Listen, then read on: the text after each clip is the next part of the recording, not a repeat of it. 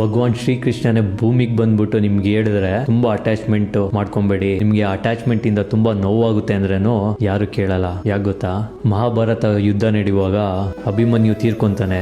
ಅದನ್ನ ನೋಡಿ ಅರ್ಜುನ ದುಃಖ ತಡೆಯಕ್ ಆಗ್ದಿರಾ ತುಂಬಾ ಅಳ್ತಾನೆ ಇರ್ತಾನೆ. ಶ್ರೀಕೃಷ್ಣ ಪರಮಾತ್ಮ ಕೂಡ ಅಳಕ್ ಶುರು ಮಾಡ್ತಾರೆ. ಶ್ರೀಕೃಷ್ಣ ಪರಮಾತ್ಮ ಏನಕ್ಕೆ ಅಳ್ತಿದ್ದಾರೆ ಅಂದ್ರೆ ಅರ್ಜುನ ಅಳ್ತಿದ್ದಾನೆ ಅಂತ ಅಳ್ತಿರ್ಲಿಲ್ಲ, ಆದ್ರೆ ಯುದ್ಧ ಶುರು ಆಗಕ್ಕಿಂತ ಮುಂಚೆ 13 ದಿನ ಶ್ರೀಕೃಷ್ಣ ಪರಮಾತ್ಮ ಅರ್ಜುನನಿಗೆ ಬೋಧನೆ ಮಾಡಿರ್ತಾರೆ. ಗೀತಾ ಅಂದ್ರೆ ಏನು, ಹುಟ್ಟು ಸಾವು ಅಂದ್ರೆ ಏನು, ಕರ್ಮ ಅಂದ್ರೆ ಏನು, ಆತ್ಮ ಹೆಂಗ್ ಹುಟ್ಟುತ್ತೆ, ಹೇಗ್ ಸಾಯುತ್ತೆ, ಪ್ರತಿಯೊಂದ್ರ ಬಗ್ಗೆನೂ ಅವ್ರು ತಿಳಿಸ್ಕೊಟ್ಟಿರ್ತಾರೆ.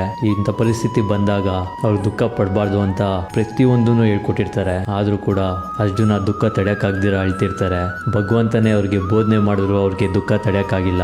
ನಾವು ಜಸ್ಟ್ ಆರ್ಡಿನರಿ ವ್ಯಕ್ತಿಗಳು, ನಾವು ಈ ಅಟ್ಯಾಚ್ಮೆಂಟ್ ಇಂದ ತಪ್ಪಿಸ್ಕೊಂಡು ಹೋಗಕ್ ಸಾಧ್ಯನೇ ಇಲ್ಲ.